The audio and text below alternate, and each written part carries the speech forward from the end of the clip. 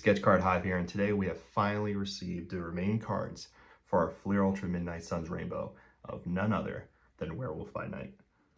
Come check it out. Let's get started. Well, it's finally here. The rest of my remaining Werewolf by Night Rainbow from Fleer Ultra Midnight Sunset. If you haven't seen this set, go check it out. There's still some packs, retail shops, all that kind of good stuff.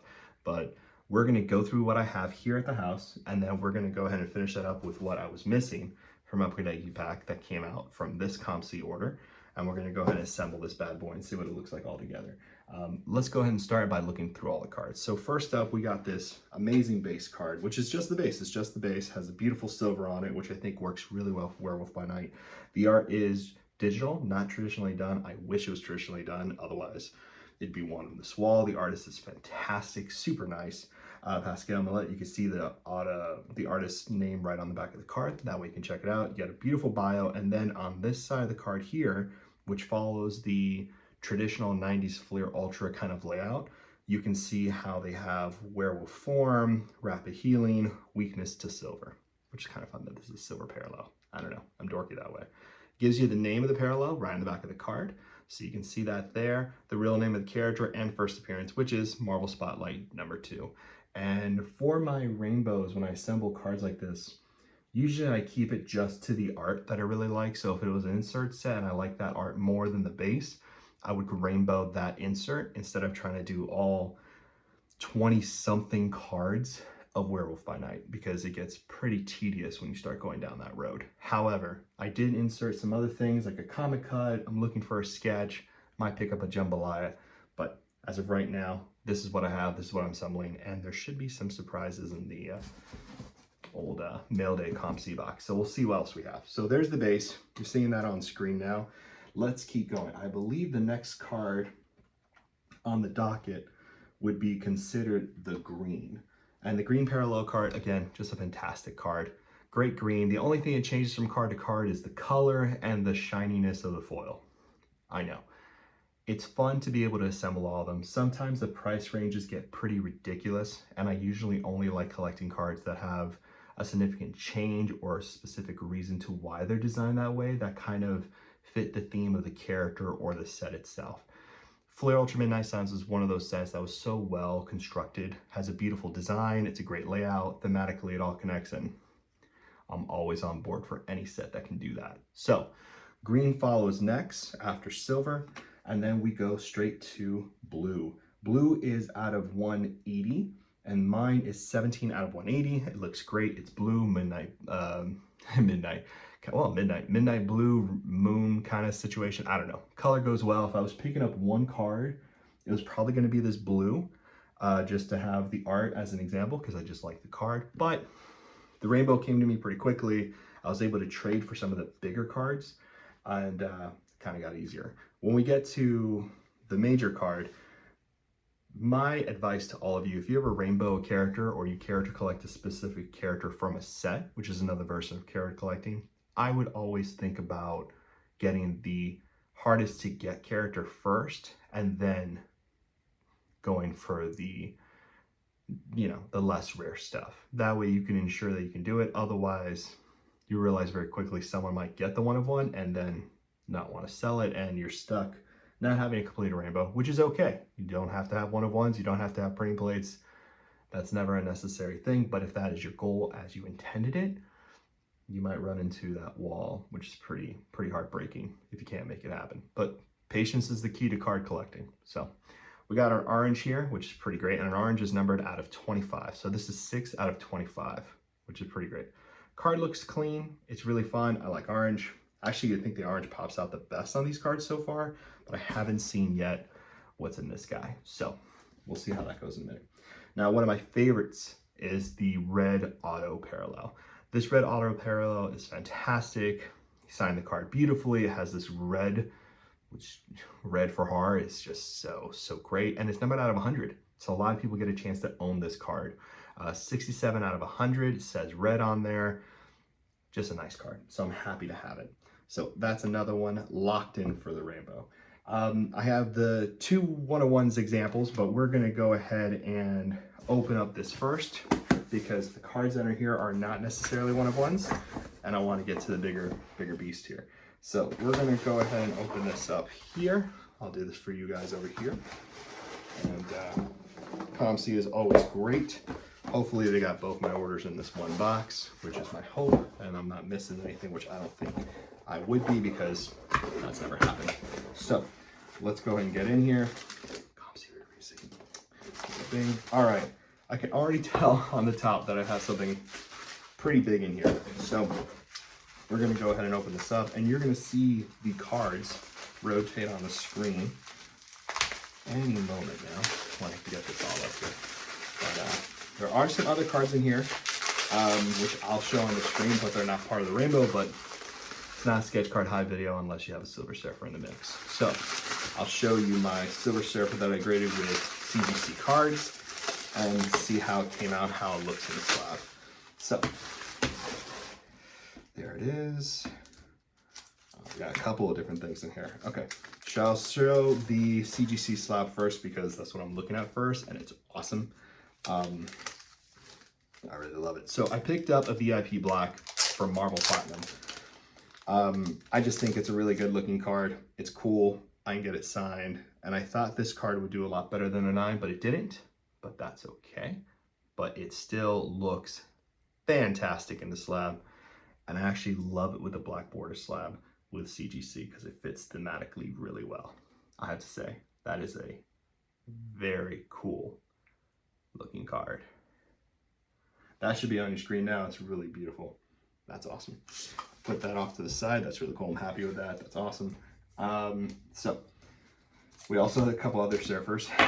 So these are from Marvel Superhero Squad. So I am a character collector if it's your first time here on the channel, and I collect Silver Surfer. So I get every card that could possibly exist officially with Silver Surfer. I do like custom cards, but these are the ones I tend to go for, the official collection.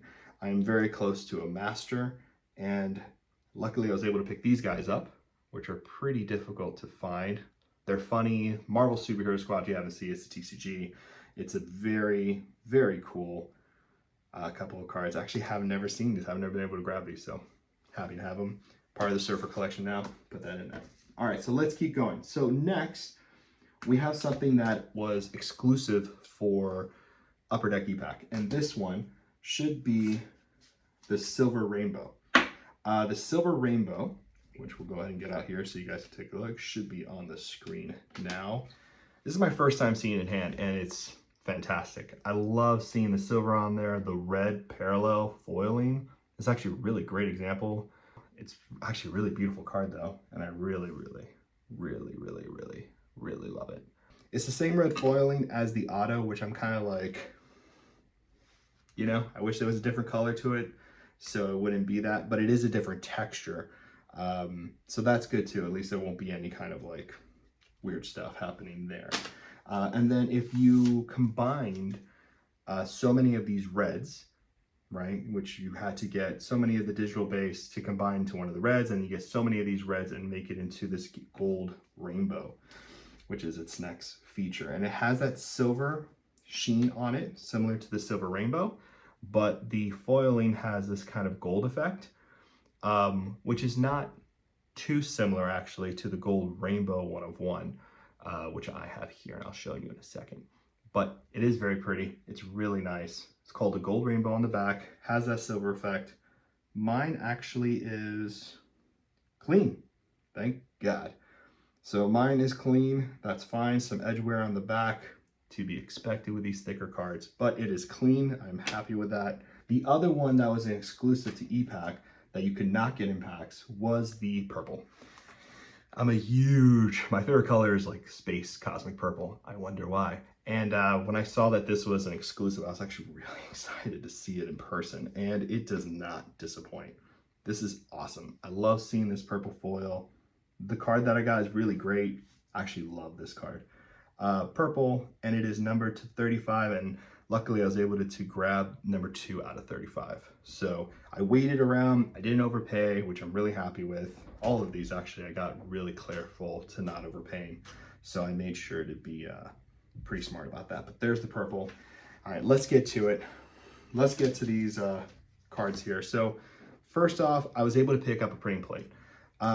When compiling a rainbow, you don't necessarily need to have a one-of-one to have the rainbow. One-of-ones are just there to be enjoyed by people who are just playing at a different level, right? Sometimes they're not people who are looking to collect and hold for a long time. They're people who are looking to move, to build a collection, to build the kind of excitement about having the cards, and they're not in their forever homes.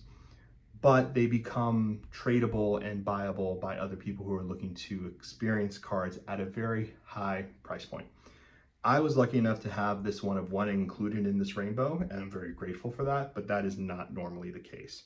However, I always go for printing plates if I can, because they seem to be overlooked, and this one is awesome. So, this is the Werewolf by Night blue rainbow, the cyan, which is absolutely great in hand. The plate is really clean, not a lot of scratches on top. It's blue, it's gorgeous, and I'm absolutely in love with it. And if I could have gotten any color from here, you know, I think all of them work, you know what I mean? Black and white would have been awesome, because it would have been, you know, similar to how the MCU presented Werewolf by Night and its traditional to Universal and Marvel kind of comic books and stuff like that. But blue's really cool. Moonlight blue kind of goes with my theme. Red would have been fun too, but I'm happy to just have the one. And with plates, beggars can't be choosers. You get happy with the color you were able to find, and you move on with your life.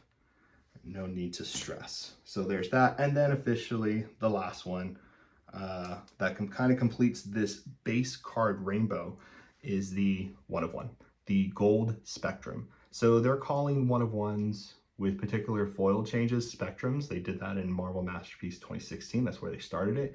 And this is the one-of-one. It's choppy. It's not in the best condition. It's clean. It's a very clean card. They're thicker cards out there, so it's not in terrible condition, but it is one-of-one. There's no other one with this serial number and this type of gold rainbow foiling, even though it looks pretty similar to the gold silver. But I like it. It's nice. I have it. It doesn't necessarily make me love the rainbow more, but it's nice to have it complete, all sitting in one little pile. And yeah, it's nice to have, and I'm excited to have it. So there you go. All right, let's finish up this video with some of the last ones I was able to put together. These are some parallels, well, inserts from the character from the same set that I'm just absolutely in love with, and I wanted to do that. So let's check it out.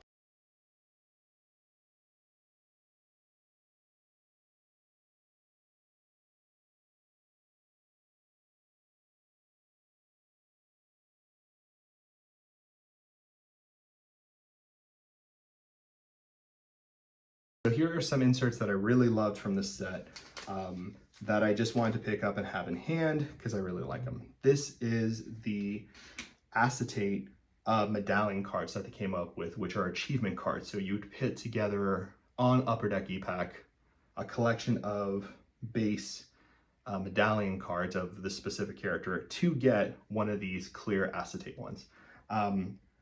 I just thought it was so cool to see the clear acetate. I love the foiling, and it's a different image from the regular medallion. So it is a special card. It's not just another parallel with a color change, which I think was an incredibly good decision on Upper Deck's part. And then here's a pretty big one. This is the green medallion, and this is pretty great actually. And it's really solid condition. And you can see on the camera now how wonderful these medallions look. Green is just a great little match for this character because he's wearing green pants. This is one of his first images of him. And this foiling looks really good. The centering looks really good. The edges look really good. Corners are nice. Mine's 8 out of 10. It's just a great piece. I love this image. It's very cool to have in hand.